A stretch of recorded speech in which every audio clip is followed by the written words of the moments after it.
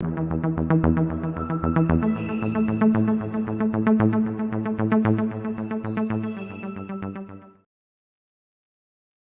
to talk another week of NFL football. This is NFL Betting Blitz. As you can see, the sun has changed a little bit in my setup where I am. So I'm going to pull us off screen so that way you don't see this light and the shining light right through my face. Eric, buddy, good morning. Ready to rock and roll for NFL Week 6. We're at halftime right now of a Ravens and Titans game. And you and I still have plenty of games to break down right now and to get everybody all previewed for. So you got some parlay play action ready to rock. You got your DFS lineup set. You got some games locked in. You all set for Sunday? Ready to roll, man. Good Saturday yesterday, and, hopefully you can keep it going. Okay, let's start with the Panthers and the Dolphins. If you ever want to follow along with us, we actually pull up the DRF Sportsbook betting lines, and then we go through them in order. If you're in the state of Iowa, you can actually sign up for a DRF Sportsbook account, and you can get a $350 match deposit bonus when you use the promo code FAST350. So, Eric, let's talk Panthers. Let's talk Dolphins. We've got Bryce Young. I believe he only has 2 passes of 20-plus air yards this year. You've got the Dolphins, who on the total opposite side of the spectrum, they have the best offense we've ever seen through 5 games. They set and extended the record for most yardage through 5 games. They have the 7 fastest ball carrying speeds this year by next gen stats, all by Miami. So the 7 fastest ball carriers this year on any play have all come on the Miami Dolphins team. Shane, Mostert, Hill, all sorts of different players. They've got speed demons all over. I still feel like with their defense, though, Eric, this line is just too big. Miami, while they have an extremely prolific offense, they are not a defense to write home about at all. When you look at many of the metrics, success rate, 48.8%, EPA per play, they are really towards the bottom of a lot of the defensive metrics. DVOA. I just feel like this is ripe for a backdoor type cover. I would lean Carolina at anything once you started getting in the 14 range. Yeah, I played the 14. I fully admit it. I just kind of feel that it's too many points. We start to see, how can I word this? When we get to this part of the season and we have a team that has yet to win against the ATS, such as the Panthers, this is the time when you kind of tend to want to play them because the market's just we're going to see this with the teams like San Francisco too that are really good, right? And that have covered almost every game, because it just doesn't happen that way. We watch a small sample and we feel like, damn, how are the 49ers ever going to lose? Or damn, how are the Panthers ever going to win or cover a game? It's just going to happen. And now these lines are going to continue to balloon and balloon and balloon. And now this is just feels a little too high for a team that doesn't have a good defense. Yeah, and then also we need to remember how Armstead's out. Armstead's kind of the catalyst for the offensive line. And the running backs, Shane's out. Wilson Jr. still not back, so they don't have another option, another one of those big weapons that they've had recently. Yeah, and then just kind of speaking, to my point, teams that are, Panthers are 0-5 ATS. They have yet to cover a game. And when it's the team's 6th game and they're a dog, they're perfect against the spread. There has never been a team in the Panthers situation that has lost an ATS game like this. So, sample size isn't that big, but still, I'll take the Panthers here. Plus I got them in at plus 14, but obviously 14.5 is a better number. Yep, that's fine with me too. That's where I locked it in once they got to 14. Shout out to a couple folks that are hanging out with us right now in the chat. Sports Facts, nice day yesterday. My man talking about Eric, some of the college plays there. Hell of a money line win, and talking some CSU. Unbelievable. There were the last couple days, right? There was a Colorado State one, and then Friday night was the Houston one.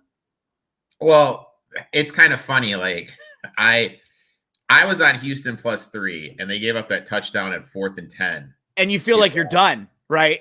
And then I'm just like, God dang it, dude. You've been on the opposite side of so many of these eventually it's going to right the ship. And then I got that. And then I got the Colorado one. I had Colorado State plus the points anyway, and I was getting 8. So I still was going to hit that. But it was a nice little day. It would have been a great day if Dan Lenning wasn't a moron. But, I'll save that for a later point. That, yeah, that'll be for next week on the winning ticket. We talk a little college football again. So let's go to Colts and the Jags, second game of the slate for Sunday into the afternoon. Jags a 4-point favorite in this game. Eric, we have the Colts with Richardson continuing to get banged up throughout these games. Some news was coming out about him earlier this morning too. I just got an alert a few seconds ago, but I wasn't able to see exactly what they were talking about. But Minshew's a very solid backup, like in this situation. And I feel like the Jags are a little overhyped. I feel like the Jags are in a situation now where they're coming back from London. We've never seen a team do this, right? Where they've had to stay over there for multiple weeks and body clock, all sorts of different reasons. But I've actually been pretty impressed with the Colts this year overall and their coaching staff. I think they've been creative. I like the way they've put players in spots to succeed offensively. They're really running the ball very well. You'll have Taylor back for his second game now, so I expect him to become a more focal point of the offense. And if you just think about it, if that's the way they're going to try to approach this game, run the ball, slow things down, you've got Minshew for the short passing game. I actually like them. I think Downs is an intriguing play too, because Minshew has had a lot of chemistry with him. He seems like he focuses on Downs a little bit more. Richardson looks a little bit more to Pittman, I think. So yeah, I would be on the Colts side in here at anything over 3.5. And I would look at Downs as a DFS play. Yeah, I locked this one in. I got this earlier at 5. Anything nice. Over 4. This is the spots. You have the Jags who have been in London 2 weeks. Their body clock is obviously not going to be adjusted. There's been 11 times. One of them was last week with the Atlanta Falcons, where there's been a team that has been overseas and then the following week has not taken a bye. In all 11 games, the team coming back was down in the fourth quarter. Interesting trend. Some of them do end up winning the game, but all of them have always been down in the fourth quarter. Plus, you have the situational spot of the Jags coming off the big win over the Bills. Good spot to fade. Peterson, 46% ATS as a favorite, home favorite, 42%.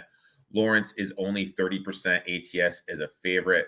Also, the Colts, their strength is their front 4, with how much the Jags have struggled with the offensive line. They also obviously have some line injuries. I think DeForest Buckner and crew are going to be able to get home and disrupt stuff for Lawrence. You mentioned Taylor. I think we're going to see him slowly become a bigger part of this offense, lean on this running game more. And I have to say it, I was out on Minshew he was in Jacksonville before. Totally out on him. But with this coaching staff, he is going to succeed here. Shane, spacing on his last name. Steichen, phenomenal coach. He's going to put him in a really good position. Maybe not. He's not this year a better position than if they had Richardson. Obviously, not long term. I like him here. I locked him in at 5. I wouldn't be surprised if they straight up won the game. And you're right. Looking at Minshew, he targets Downs. Downs has a bigger target share than Pittman does, so he leads Downs a little bit more. So that'd be a good little DFS play. Ridley would be a good DFS play too. Colts struggle defending the outside. They have an injury in the back 4. So they have 2 rookies, and one rookie runs a 4.6 40. So that's kind of slow. We saw it. We were on Hopkins last week. Hopkins burned him for a 146. The first week, Ridley had 8 for 101 and a touchdown. So I think Ridley would be in a good spot in DFS. Yeah, and they're talking about perhaps shutting down Richardson. He may need surgery this year. That report came out this morning. So, but I mean, I hate to shift the conversation, but if he wants to have like a long-term career, Cam Newton was great. Cam Newton had a 3-year run where he was an absolute beast in the league, but because of how he played and running so much, his body just RG3. Right? RG. Think about the guys like him that have that same sort of template. There's less of them that make it than right? And There's so many of them that get hurt and have a year or two. Richardson, seriously, you're going to have to take a look in the mirror. And kind of, I'm not saying to kind of abandon running completely, but just kind of be a little bit more selective. We've seen it Hurts. Hurts this year isn't running as much. He's in the pocket more. I really think for Richardson to be successful in this league, that's something that they're going to have to start doing a little bit more. Let's get to next game on the slate, Eric. We've got the Vikings at the Bears. Vikings are a 3-point favorite on the road in here. The Bears snapped a 14-game losing streak last week. They took a huge lead of 27-3 over the Commanders. They did get a little banged up during the middle of the game, but that was on the day that Dick Butkus had passed away. They get the big victory. The star of that game was DJ Moore. He had his third game with 100 yards receiving in the last 4 weeks. Fields was 4th in EPA per pass on the week. He was only 19th in success rate, but that's fine, Eric. Like, if you're this coaching staff, you got to understand Justin Fields isn't going to be like we were talking about with Minshew, right? He's not going to be that type of a quarterback. He's going to be more of a downfield, take some shots, get a couple PIs, right? That's how they should play. A little bit more aggressive, push it a little bit more. Exactly. Big plays, and then it'll open up the running game a little bit for them. And they were number 1 in EPA per play last week. And you know what? After the last 2 weeks, this offense is now number 10 in rushing DVOA, number 5 in rushing EPA, and number 10 in rushing success rate. You got the Vikings, who they're super average, like in every metric. That was like the nicest thing you could have said. Right? I know. Super average. They're like below average in every metric. There's nothing that they're good at, right? You really look at them and you're like, wow, they don't really do anything fantastic. And now they're going to be without Jefferson for a while. So it's something that it's going to be interesting. Like, they're talking about maybe shutting him down. Like, I know. And one thing we talk about a lot too is I think Addison's very good. I mean, he did a great job at SC, and I think he's a super talented receiver. But is he ready to be a number 1 right now? That's going to be a lot different. But it's for fantasy's purposes, I'm like, they're keeping him where he is. They're not putting him to the X where Jefferson ran out of.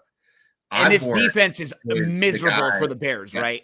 Osborne is the guy that is sliding over and playing where Jefferson played. So if you're going to target someone, like, I'm pretty heavily invested in Osborne for DFS. I kind of think everyone's going to go to Hawkinson, to go to Madison, but this offense is designed for Cousins to have his first look to the X, and the X is going to be Osborne, so he's still going to go there. So I would really lean, if Osborne and DFS, I'm really heavy. I do have one bet in this game. The one bet I did do, it was a player prop. I took Alexander Madison over 14.5 receiving yards.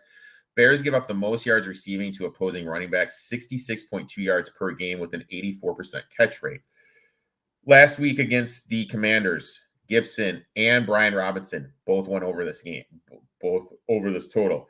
2 weeks ago against the Broncos, that was a game Javonte Williams got hurt, who would have gone over this total if he didn't get hurt. But Pirine and McLaurin went over this total. Against the Chiefs, Pacheco, Jarrett McKinnon went over this total. Rashard White went over this total. A.J. Dillon and Aaron Jones went over this total. Every single running back that plays a significant snaps has gone over this total. Madison has out-snapped and ran more routes since Akers has got into Minnesota. He's averaging 4 targets a game. Obviously, Jefferson was targeted 10.6 times per game. I expect 2 of those to probably go to Madison. So I bet this over 14.5. Let's get to Saints and Texans. Yeah, I didn't have the strong play one way or the other on the side there, but I did lock in the Texans on the money line here. They went on a drive last week to take the lead. They ended up losing late to Atlanta, but I thought they still played really well, and they showed that they can go on a game-winning drive if need be, take the lead there. You have the Saints, who just destroyed the Patriots. Here's how they scored some of their points in that game. Patriots pick 6. Patriots missed a 48-yard field goal, so the Saints have a short field and they score a touchdown on in a 60-yard drive. Pats fumble the ball, and then the Saints kick a field goal. Pats interception, and the Saints score a 31-yard touchdown. So all of those were scores after Patriots mistakes. I don't know how many of them were actually because of impressive defense from the Saints. And you look at who the Saints defense has played so far. Tannehill with the Titans, Bryce Young with the Panthers, Jordan Love, Baker, and Mac Jones. This is honestly going to be the best quarterback they've played. This is going to be the best offense, I think, as far as like prolific and being able to move the ball down the field that they've played so far. So could Stroud throw his first interception today? Possible. That's what Let's Make Some Money says. I still think it's a really nice spot for the Texans on the money line here. I played them plus. I mean, sorry, go ahead. Yeah, no, please. No, I'm just saying if you're getting plus money for CJ Stroud to throw an interception, I would definitely look to bet that. Yeah. So that's a prop that Let's Make Money in. Any thoughts on this game, Eric? I like Kamara in DFS. I've kind of figured out like my new little, I never play the Millionaire Maker anymore. I play some cash game lineups and I give my best lineup. I put it in a single entry higher contest. And in that contest, I got Kamara rolling out. I think it's kind of getting lost how much the Texans struggle against the run. I'll be honest, I think this game just kind of comes down to whoever has the ball last. We move to our next game. Where do we head? Seahawks at the Bengals. Bengals are a 3-point favorite in this one. Offensively, they looked good last week. Burrow was 36 of 46, 300 yards, 3 touchdowns, showed a little mobility. Chase had 15 catches, 192 yards. 11 of them were first downs and 3 of them were touchdowns. So he was producing last week. But was it just because Arizona has one of the worst defenses in the league? They're number 30 in defensive DVOA. You have Seattle now, who's coming off the bye. They're going to be much, much healthier now. They were really banged up heading into the bye. And they're quietly pretty good this year in a lot of the metrics. They're the number 8 team in DVOA. They have the 8th best offense, the 14th best defense. I think they're pretty solid here, and they should be able to move the ball fine against the Bengals. I don't have a lineup and, play this with both hands opinion, but at 3 or above, I would lean Seattle here. I got nothing. I kind of look at it like this. What did that win do for the Bengals? Bengals really not much for me. Again, well, I know, but mentally, like what it No. Yeah, no, exactly. What was their mental thing? Because the big thing was we kind of saw their offense struggling. We saw their defensive line, DJ Reader and et cetera. You can kind of watch it, and their effort compared to last year wasn't there. Now, kind of since Burrow's healthy, the offense is moving around. Is that defensive line going to take advantage of what Seattle has in the trend on the offensive line? They are a little bit banged up. Seattle does struggle against wide receivers. So, I mean, we could see Chase have another big Jamar Chase type game. Seattle is coming off the bye. Carroll is good off the bye. Andy is good off the when he is a dog. But this is another game where I really don't want anything to do. Like, I have to see, like, was that the norm now for the Bengals, or is that just taking advantage of the Cardinals? And I'm not this high on the Seattle team. I think defensively they have a lot of holes, and I really don't like their offensive line, and I'm not a Geno Smith guy. Question that came. I like that you added Smith, and you didn't say I'm not a Geno guy. Thank you. I appreciate that. Thank you. Said, what are your thoughts on the Lakers? I think they will struggle. Like, why would you think they would struggle? They look fantastic right now in the preseason, and I don't know. Like, they were really good at the end of last year. They were the second best team in the playoffs. And they have everybody coming back, and they're even better than they were last year. Like, I know your handle is I hate the Lakers, but if you're going to come with us and give us why will they struggle? I think they will struggle. I like my Clippers. So the Lakers, who actually played well last year and have a reason to be better, you don't trust. But the Clippers, who are hurt every year, you do trust. And you give me no reasons at all. I come on. Like, come on, give me some reasoning. You can't come at me with the I hate the Lakers post. Tell me they're going to stink after they've looked fantastic in the preseason. Like, they've looked really, really good. Austin Reeves is going to take that next step forward this year. I think for the Lakers, what they really need, like, and all joking aside, they need one defensive big man. That's what I need to see from them a little bit more, because right now they have Anthony Davis and then they go to Hayes and Christian Wood. So they don't have that just traditional big man who's going to get you some rebounds, who can block a shot, who can just play deep. Like, honestly, you know who they need right now, Erik, is like a Dwight Howard type guy, right? A guy who can come in off the bench, like a big body they can throw at Jokic or some of the big guys. That's what they need. I think they'll be top 4. I think they'll be like third or fourth in the West this year. And yeah. So I hate the Lakers doesn't trust AD to stay healthy, but he likes the Clippers. Do you see where I get mad as a Laker fan here?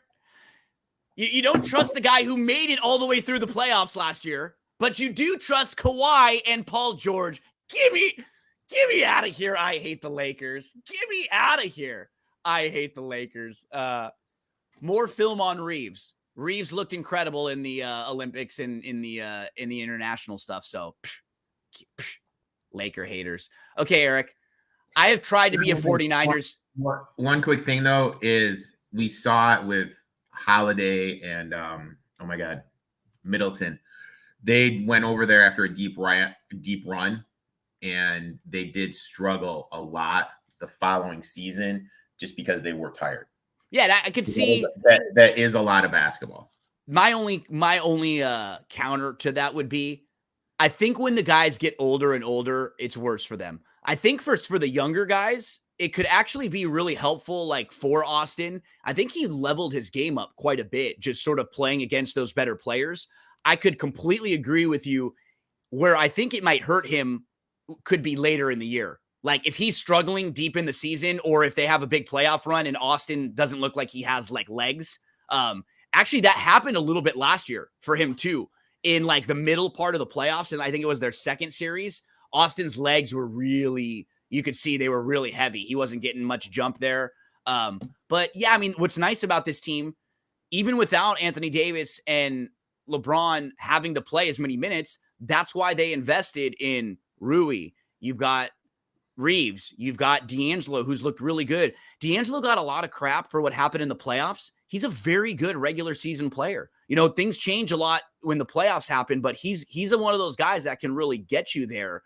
I think some of the younger players too that they have are a little bit better than people may know, with like guys like Max Christie and stuff. So no, this isn't a basketball show, but we had a couple questions, and basketball season's right around the corner. We just like 9-10 days before the first few games. Erik, let's go to the 49ers and the Browns. 49ers are 5-0. I don't think they are quite as good as they've looked overall, meaning every team is going to have some warts.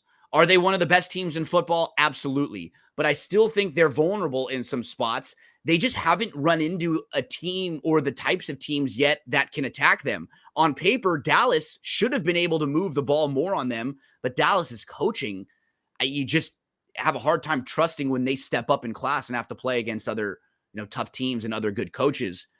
I want to play this game so bad, Erik. I really do. I just don't know if I can get to PJ here. That's what's difficult for me. I can see the Browns defense making life difficult on Purdy, making life difficult on the 49ers, but is their offense going to be able to take off any pressure from the defense at all? I got from someone I trust immensely telling me that Watson was healthy enough to play. And he just doesn't want to. I locked this in at 6. And obviously with him not playing now. Yeah. F Watson is what we're saying. Oh yeah. I went on a little rant on my podcast. With him not playing now, offense is going to be really limited. You're not going to be able to take advantage of, you just kind of look, what you have to do is you look at where the advantage is. I kind of feel like the offensive line and defensive line, when these two match up, kind of neglects each other. The linebackers that the 49ers have kind of take out the middle of the field, receiving issues. But I do think Cooper could have had a game. I think Cooper was in line to have a good game. I think Moore could have had a good game against the secondary. Completely agree, because that you but can attack this secondary. You really can, like especially on the outsides. That Dallas just their offense isn't doing that at all this year. Their offense is so dink and dunk. They don't go down the field whatsoever. You know who was doing it? Arizona. Arizona was attacking them deep on the sideline, and they couldn't stop them. You just have to be consistent with your attack, and even running the ball. Like you can run the ball sort of at San Francisco. You just have to be able to take some of the pressure away from their defensive front. And because I mean, in my heart of hearts, what I really wanted to happen was them lose this game, and then I could get some value on San Francisco lock in the future, because they look damn good. I mean, they look better than I thought. You got to give credit to the only thing that scares me though is that you don't want to look this good in week 5, right? Like if we were 10, if this was week 15 with San Francisco, because you almost feel like you don't want to peak this early, because you feel like there's some injuries coming, right? McCaffrey, we keep talking about like how many times. Got to be Shanahan. By I'm referring to Shanahan. He's got to be a little bit more careful. Obviously, I completely agree, man. I don't running CMC McCaffrey into the ground. You don't want to do that at all. And because what makes this team so unique is they got to have McCaffrey, Debo, Kittle, Ayuk. Those guys have to be on the field for this team come playoff time. If they are, they're going to be really tough because they just have so many different options, just playmakers. You just get the ball in their hands and you let them do a lot of the dirty work. I'm never going to be laying points with San Francisco very much, right? Because it's just not the type of gambler I am. But this is one that I'm going to be staying away from. I wanted so bad. Cleveland was one of those teams on their roster, on the schedule that I had circled, and I just wanted to let them know. Yeah, I gave Cleveland out on my show that I do earlier in the week just because like the line had ballooned up to 6. I had from a credible source. I thought. And could you imagine if you're sitting there with Watson, you win and you paid all this money for that guy, guaranteed money. You took the reputation hit because the guy was a bad dude and had this awful like publicity after what he had done. Then when he comes back, he's not even been good at all. Last year he was bad, and then this year he wasn't very good to start. And now you're in a situation where it's like, you've got guaranteed money. What are you scared of? Why aren't you playing for us? We've already given you a bunch. And now he's worried about risking injury or who knows what. Just does not seem like a guy I would want to be leading my locker room. Yeah, I agree. Erik, let's go to our next one. We go to Washington at the Falcons. So the Falcons are a slight 1.5 point favorite in here. You and I both were very high on the Falcons this year overall, locked in a couple of their futures. They're 3-2 now, and a lot of it was because their schedule early on in the year seemed like it was light. And I really liked what I saw from them last week offensively, where they finally kind of took the kid gloves off of Ritter and they let him actually have a game as a quarterback where he really threw the ball. It was sort of a pressure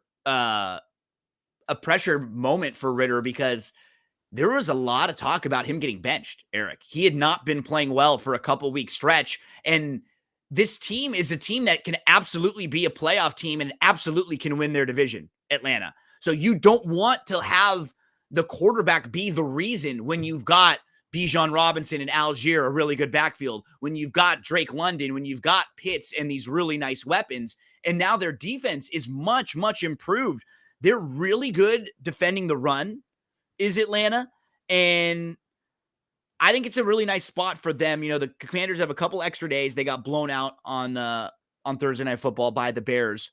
But our guy Ritter, 31-0 at home since leaving high school. He has never lost a game as a starter in college or the NFL, which is a crazy stat.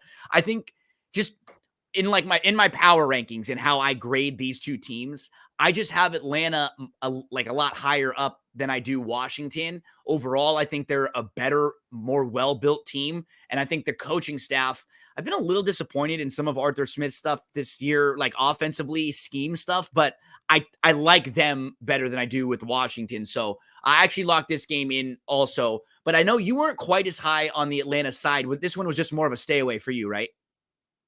Yeah, stay away from me. I just I think both. I really value Washington's front. I think Washington's front could do some disruptive things, getting to Ritter, making him a little bit uncomfortable. Don't really trust the Sam Howell to make some plays, but I do think this game is some sneaky DFS gold.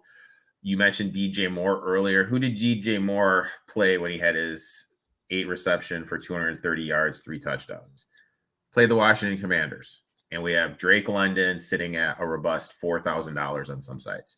So I think Drake London is kind of like a sneaky play in terms of DFS. Also, I like Logan Thomas. Logan Thomas is actually second on the Commanders in targets per game, which is absolutely mind-blowing. Howell, the one knock on Howell that I've noticed is he's a one-read guy. He just locks on whatever the first read is, and he just throws it to him. With the man coverage that the Falcons roll out, their weakness is defending the tight end. I think Logan Thomas could be in line for a good day. I have him in some DFS lineups as well. Where do we head next, Eric? Patriots and the Raiders. I locked in the Patriots at +3, just the lowest that the Patriots are right now from a value-based standpoint. They get crushed. We hear the rumors all week. Should the conversation all week, should Belichick be fired? Is Belichick done? We've seen Mac benched a couple times. They lost 34-0 to the Saints. They only gave up 300 total yards in that game. It wasn't the defense's fault. I went through all of the reasons why the Saints scored just a little bit earlier. It was the offense's fault. The offense kept turning the ball over. And this Raiders defense isn't close to as good as the Saints defense. So the offense should be able to move the ball a lot more. I think from a value standpoint, you won't get the Patriots probably any lower than right now. Since the Raiders come off a win last week, they're actually coming off of kind of a high value point. These two coaching staffs know each other really well. So if you're telling me you're going to give me a team that I think is a better team overall as a dog with staffs that are familiar with each other, that know each other, I think of all of the units, the unit I trust the most is the Patriots defense. They're still 12th in DVOA. They're still an above average, probably a top third defense in the league. I expect a good effort from the Patriots. I think they will show up, and I think they will play here for their coach. I think you'll get a good Mac Jones game, and I just don't trust the Raiders defense whatsoever here. So give me the Patriots. Once it was at 3, that was definitely my buy-in point. I got this at 3.5. It clicked up at one chop to 3.5. Absolutely hammered it. Raiders in the short week, and we've kind of seen this before, a team on a prime time that wins and then is favored the next week, and the line's a little bit inflated because prime time, more eyes. Raiders struggle against the run. I think we're going to see a heavy run dose of Stevenson and Elliott. And fantasy owners, worried about Stevenson. Stevenson wasn't even in the top 25 last year at this time. Finishes a top 8 running back. He's going to come on the second half of the season. Bill knows this Josh McDaniels offense, which just hasn't looked right. Adams isn't getting targets. Adams is a little banged up. Josh haven't figured out Renfro. Yeah, it's just weird. Yeah, it just doesn't look right. I think this is a good bounce back spot. Teams that are shut out, 57% ATS. Teams that scored 3 points or less, 61% the following week, just because of the misperception in the market. So I like the Patriots here. I got them at 3.5. Anything 3 or higher, I'd totally be it. Moving to the next game, divisional game, Cardinals and Rams. Both of these teams are better than we thought they would be to start. And I say we, I mean general perception, because Eric, you actually thought both of these teams would be a little feistier than everybody thought. In particular, the Rams. They're a 6.5-point favorite in this game over the Cardinals. We saw Cooper Kupp come back last week. Stafford's looked really good this year, man. He's helped Puka Nacua, the rookie. And now all of a sudden, you've got Stafford. You've got, a couple weapons out there. You've got a smart head coach, and you still got some players and some pieces on the defense. So there's a little bit of a foundation here for this Rams team. Now, the number here is a little tricky to me, though, because I still think this feels a tad high for a divisional game. This Arizona Cardinals defense, though, is an absolute sieve. Offensively, they try really hard, and they're pretty competent. This one's to stay away for me. I just felt like it's kind of in a weird zone. I think it should probably be closer to like 4.5-ish or so, and you're getting a couple extra points on Arizona, but I don't know. I'm staying away. I played the Rams in my Circa contest because I feel this is the best time to play the Rams. And in another Survivor, actually, I'm in 3 Survivor contests every week. Every Survivor contest, I played the Rams. Cardinals do struggle in the outside. Stafford's a good quarterback for DFS. And so instead of guessing Puka or Kupp, just take Stafford. Then you get both productions. Cardinals are a little bit banged up. One player prop I do like. Zach Ertz over 32.5 yards receiving. Rams give up the 3rd most yards to opposing tight ends. Rams are 30th DVOA defending the tight end. Ernest Jones. I'm sure people are like, who the hell is Ernest Jones? Ernest Jones is the linebacker for the Rams that covers the tight end. He's a little banged up. He may not go. Last week, Dallas Goddard, 117 yards. The week before, Mo Ali Cox, 35 yards.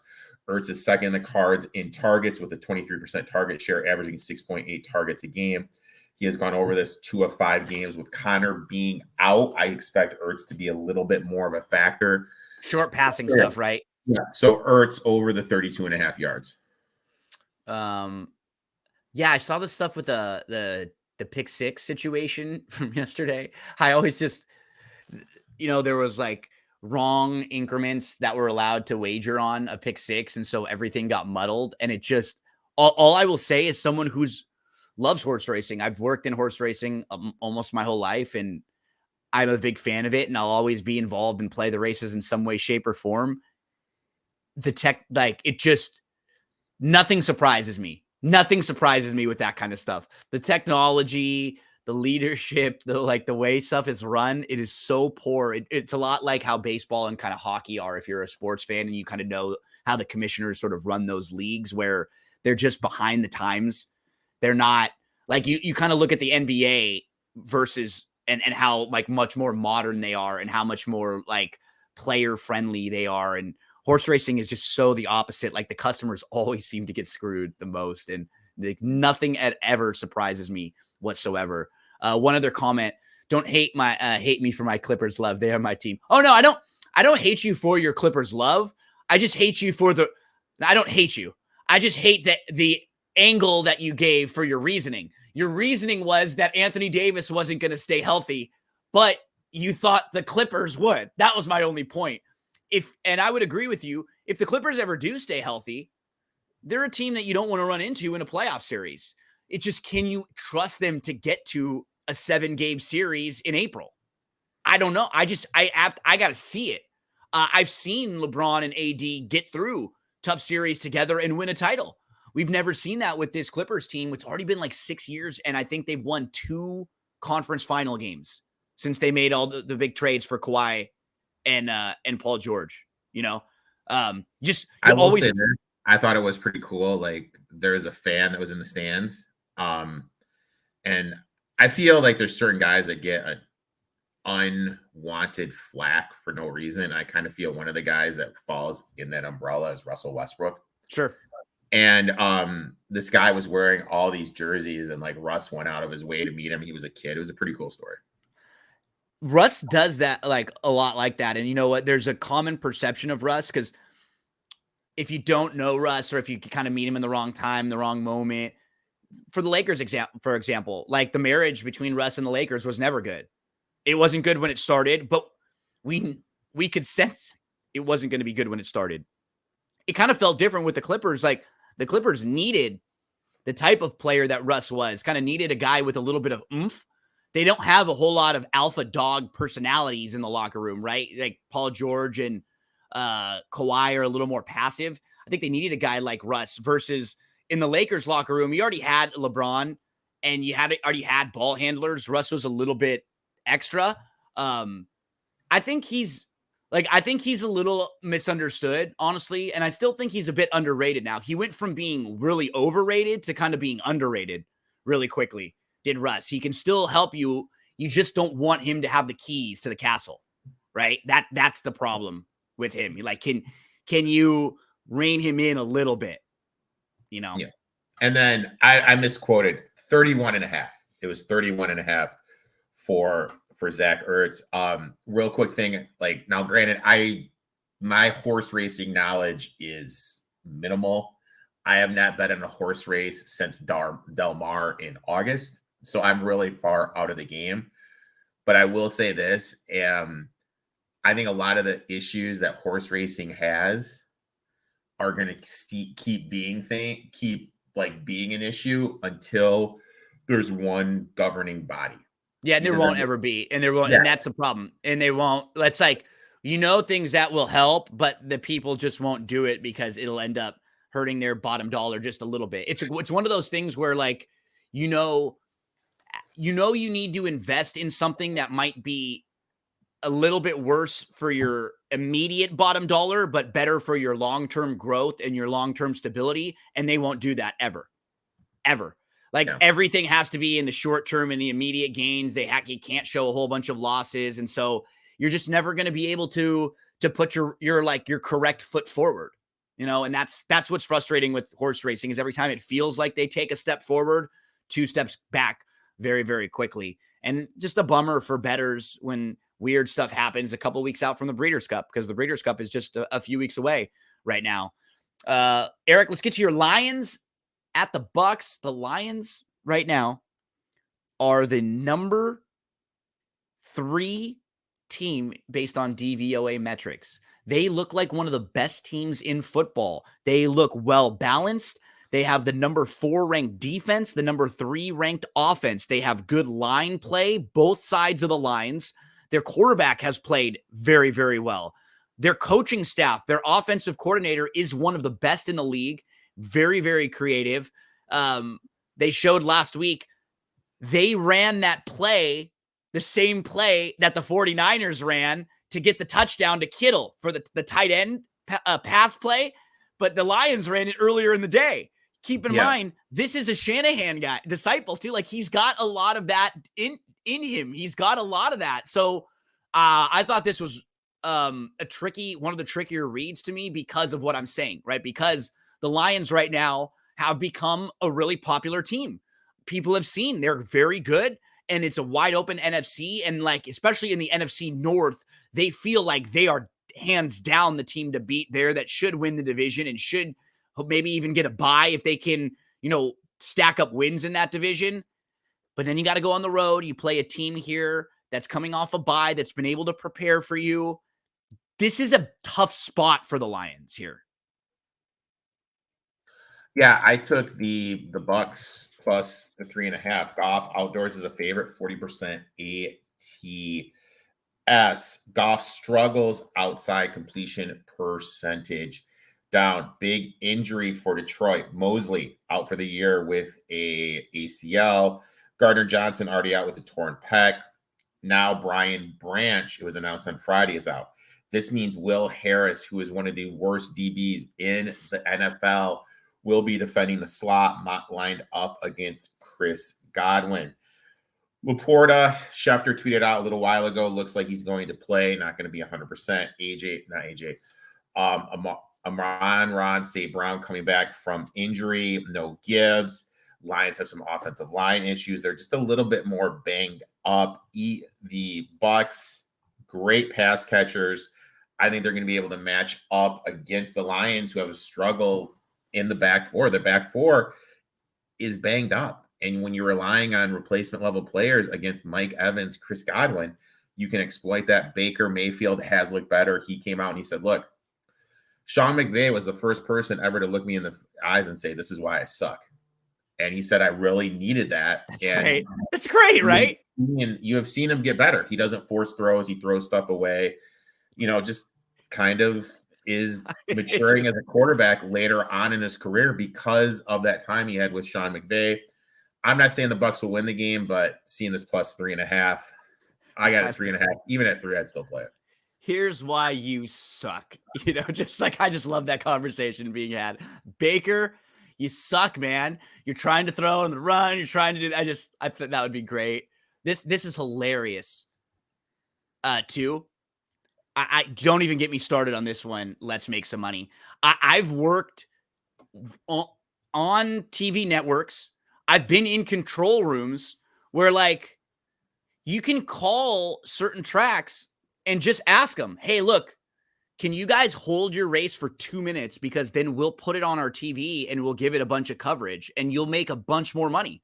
Like if we flash the race for 3 minutes leading up into the gate on the TV here, we're going to get a bunch more handle for you. And they just like, don't do it. I don't understand why. There's no schedule that's set. You know how easy it would be to sit down and to have races just staggered every few minutes, every 5 minutes. In particular, there's 4 or 5 major tracks that should never be running on top of each other. You should never have a race from Florida or from Kentucky or from Southern California or from New York on top of another one of those big races ever. And then if you were another track, wouldn't you, like Eric, if you and I were running a track, I would look at my schedule and I would try to keep it off of the big tracks. Wouldn't you? Yeah. I wouldn't want to run the same time another track was running. All of this stuff is common sense. And that's what's really sad is like, it's just easy common sense stuff that people could absolutely fix better. And they just don't. Don't. I got a little riled up this morning. First, they're taking jabs at my Lakers. Then we're talking about all the wrong intricacies with horse racing. Fired up Gino on this Sunday morning. Gonna have to go get me a mimosa in a second to even me back out a little bit. Where do we head next, Eric? The Eagles at the Jets. The Jets are a 6.5 point favorite, 6.5 point dog here at home. They beat the Broncos last week. Wilson struggled a little bit, though, again, after having that good game against the Chiefs. The Eagles just dominated the second half in the time of possession. They were really good on third down. They're 5-0. They haven't looked fantastic. I will say we kind of saw this coming with the Eagles, that it may just not look as smooth as it was last year because they got 2 new coordinators, Eric. It's not just clockwork that you're going to pass the baton to brand new coordinators and everything's going to be smooth. And like you said, Hurts is not running as much early in the year. I'd imagine later in the year and come playoff time, that'll probably flip a little bit. But like right now, you don't want him to have all these bumps and bruises early in the year. You sacrifice a couple of those runs here and there for some of your offensive efficiency, right? Like last year, it was more of a new thing for them. So run all over the place. Let's be the awesome team. Let's be the number one. This year, I think just get some victories, get off the field healthy. That's kind of what we've seen them. And we're getting a lot of rest, right? Resting anyone with a hangnail before next week's game versus the Dolphins. Likes the Jets, got them at 7. I think that's a great number, right? Right. Well, it's right. I mean, like you're seeing it. No Slay, no Carter. I mean, like literally anyone that's banged up, they're completely holding out for this game. But the flip side, the Jets are going to be without. Sauce isn't playing. There's a defensive lineman whose name I'm spaced on is a little bit playing. But at the end of the game, it just comes down to what do you trust? I know for some reason, everyone thinks Robert Saleh is this great coach. I really don't think he's that great. I think he does good when he has people to fit his defensive system. I don't think the Jets are that good against the run. I think with a competent offensive line and a competent run system, you can run in them. I think DeAndre Swift is going to be able to run the ball. If you like the Jets, in your head, you're saying, hey, they're going to be able to get to 10 points. If they're able to get to 10 points, they're going to cover the game. I don't know if they're going to be able to. I'm really not a Zach Wilson guy, so I passed. Jets do have some issues up front in the offensive line, too, some injuries. But I get it, though. Eagles have a primetime game against the Dolphins next week. So, situational spot to play the Jets, but I just don't trust the coaching staff, and I don't trust the quarterback. Let's get to our final two games. We've got the Giants at the Bills Sunday Night Football. Man, this game is all the way up to 15. Daniel Jones is out, but it does look like Barkley might be coming back. And man, it's just such a massive number here. Such a massive number. And mainly, you got a Bills team that's coming back from London. They traveled to London late last week. They got there late on Friday. They looked like a team who wasn't really prepared to get there. And now Tre'Davious White, Matt Milano, like they're losing some of their best players on the defensive side. Von Miller played. He didn't look healthy. They had said he wanted to get in a game in London because I don't think he'd played in any international games previously.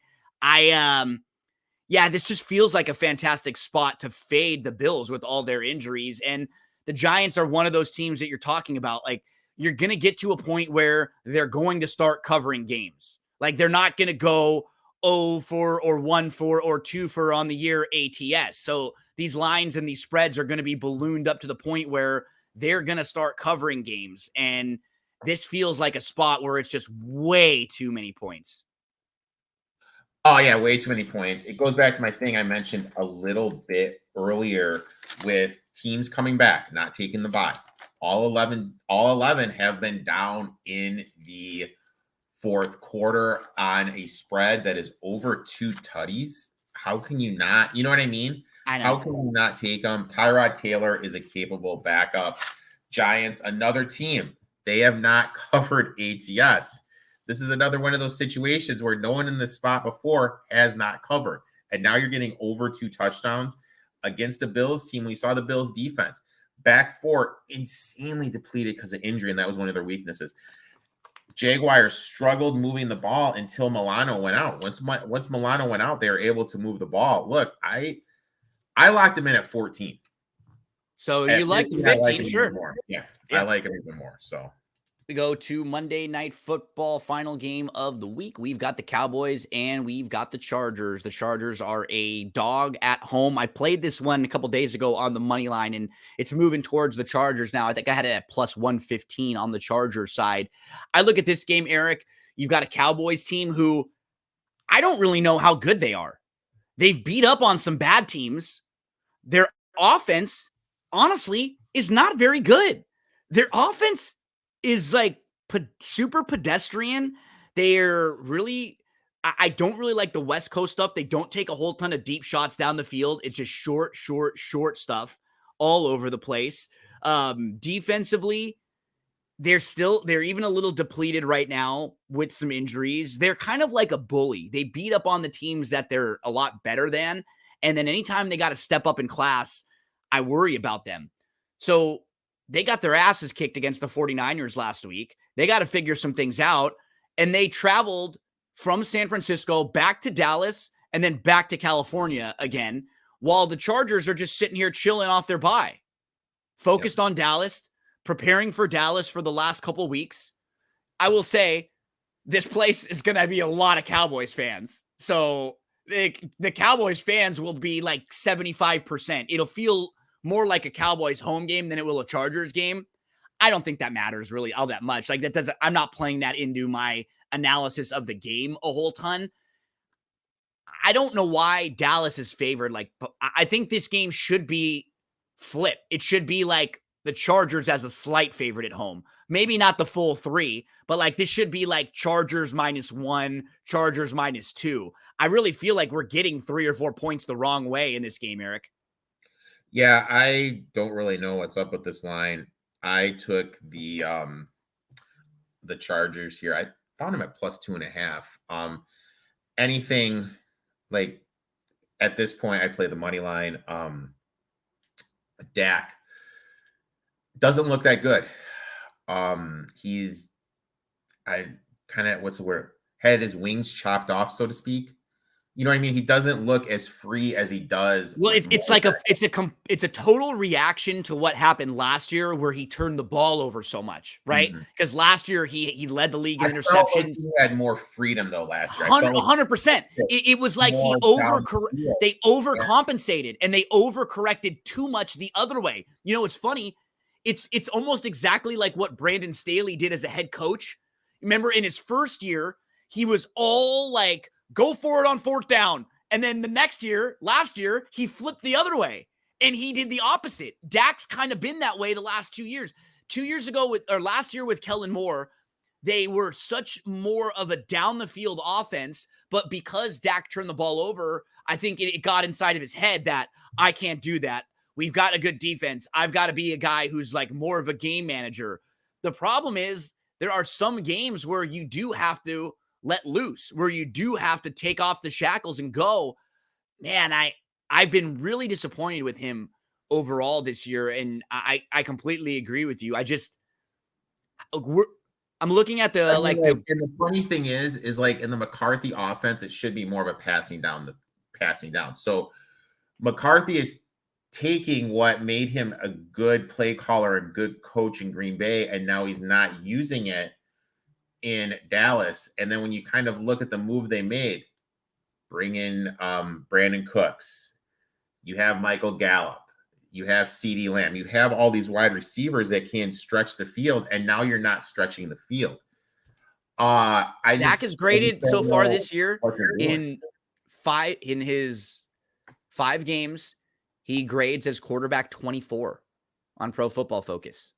You know, like he's just not been very good. And he's right in the range.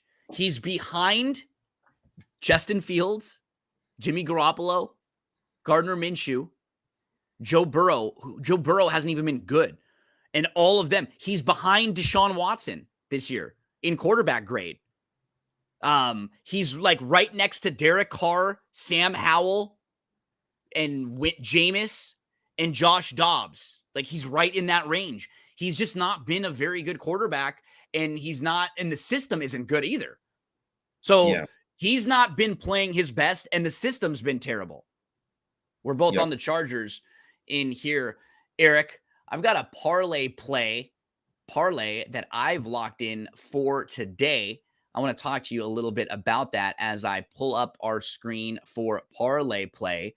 So I want to stop, and here we are. How we doing? Let's go parlay play, and we'll pull that bad boy up. So here's a look at the parlay I put together for today, Eric. It is Adam Thielen, who's been like the guy, right? That's like the only guy they have to throw the ball to with the Panthers. What I like is you can play the fantasy points in the parlay. So I went Adam Thielen more than 14.5 fantasy points. Think of the template of that game, right? They're a 14-point underdog against Miami, who has a bad defense. So they should be down, having to come from behind, and they needing to throw the ball. I think that Thielen will need to get, yardage. But what's nice is you get one touchdown, and that really helps with your fantasy points here. So I went over the 14.5 fantasy points. We talked about Jordan Addison, how he's going to have that same role now. So his role is not going to change a whole lot. I think they're going to need to get him involved. They're going to need to get some of their weapons involved. I went Addison 4.5 receptions, and then I went Bijan 17 fantasy points. Bijan was kind of quietly out of the mix last week. It was a little bit more of a passing game for them. I wouldn't be shocked if this one bounces back and you get a little bit more Bijan. So I bet this one, Eric, because I've actually had a couple of good days. I played this one for 50. I played a $50 little 3-teamer here, a little 3-player prop parlay to get me back $250 if it wins. So I got a 3-player prop parlay coming up for today. I like it. I just did the Madison receiving yards over and the Ertz receiving yards over. You went for both of them. You went receiving yards. And what's nice, remember, folks, when you're at parlayplay.io, so you're looking at the website right here, it's super easy to navigate. Up on the top, you've got all the different sports you can click on, or you can go like a player search. So you want to look up Madison. You type in Madison, and it's got all the options for Madison: rushing yards, rushing attempts, what's his rushing long, receiving yards, receptions. So, just a bunch of different ways you can go. And again, fantasy points is another option. If you wanted to go, so you went rushing yards, right? No, I went receiving. You went receiving yards for Madison, thinking he'll get some receptions now, no Jefferson. So once you have made your selection, all you have to do is pick more or less for which one you want. So you went Madison, and then you also went Ertz, I believe, right? Was your other one? Correct. Okay, so we type in Ertz. We can pull up and see what the options are for Ertz. And we can go receiving yards, receiving long, receptions. Which ones did you hit again, Eric? I did his over 32.5. 32.5. And I'm going to go over there. And all you got to do is put in your entry. I'll go $5 on that one. I'll go all in. And I'm going to play Eric's little parlay here. See if we can get this one home. $5, 3 times the payout. It would get me back 15. I'm going to put my wager in right there. Eric over Madison receiving yards, over Ertz receiving yards. So now I can track my picks. And I can see that, some of my recent history, and we can see what's coming up. So I've got 2 that are active for today. I've got my 3-player parlay right here. If it wins, it'll get me $250. I've got Eric's little $5 parlay. If that wins, it'll get me $15. But we can also play in the free game, Eric. $150 in cash prizes each and every week. And all you have to do is select on the metric where you think each of these props are. So Derrick Henry was involved in one right now. We have Terry Mack coming up a little bit later, Trevor Lawrence. Every week there's a free option for you. Mm-hmm. So, I mean, if you're looking for some action, you can get involved each and every week. Yeah, it's a good site. What promo code do we want to use for anyone who's NFL Betting Blitz for those watching on YouTube? Link to that is in the description. NFL Betting Blitz. Good luck to all of you out there today, NFL Week 6. So, Eric, you and I will be back a little later this week. We usually record Wednesday night for my podcast. Then your podcast will come out Thursday into Friday. Friday, we have the winning ticket where we go over college and NFL. You've been doing a lot of college tailgates with Chase and with XFL Jim. I've seen that. I saw you guys talking a little bit on Friday and on Saturday. Then on Sunday every week, we have this show right here with NFL Betting Blitz. So, hey, no shortage of content out there each and every week. We're always trying to help everyone out. We always like to share the knowledge that we've been given. Because, Eric, you know what? We've been lucky. We've had some smart people help us out throughout our lives and kind of show us and teach us some things. And so I always try to help just pass some of the information on that I've been lucky to learn, and hope we can help people out there make some money and create some value. Anytime anyone has any questions, Gino and I are always easy to get to. Always here to help. Make sure you use Prize Picks. Great place. A lot of options. Plus, they have like NBA, hockey. They had the video game stuff too. It looked like. Oh, so, yeah, esports. Yeah. So a lot of good stuff. So make sure to check them out. Use that promo code because it helps Gino and I out a lot. NFL Betting Blitz right here with Parlay Play, the website parlayplay.io. Check that one out. Good luck. Bobby Thomas, thanks so much for hanging out with us. Sports Facts loves Mingo in DFS today. Thanks so much for hanging with us. I hate the Lakers. You know what? I appreciate you interacting with us, and I look forward to the next few months going back and forth and us talking trash to each other, Lakers and Clippers. So always check in and always have a comment here because I always want to hear from you.